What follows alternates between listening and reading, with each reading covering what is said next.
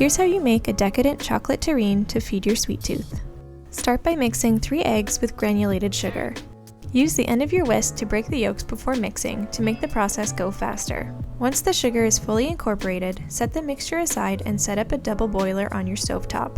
Add your favorite chocolate to the bowl. We used a combination of semi-sweet and unsweetened chocolate, but you can use whatever you like. Then add a little cardamom powder and some butter. The heat from the water should gently melt the chocolate and butter. Stir it pretty frequently to help it melt evenly, then pour in heavy cream and stir until thoroughly combined. Now remove the bowl from the heat and pour in the egg and sugar mixture. Make sure it's off the heat since you don't want the eggs to get shocked and scramble.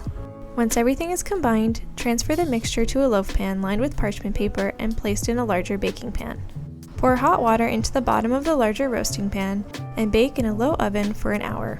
When it's done, refrigerate for at least 3 hours, then decorate with cocoa powder and raspberries or your favorite fresh berries. And now you're ready to indulge. If you haven't already, hit that subscribe button for more delicious recipes.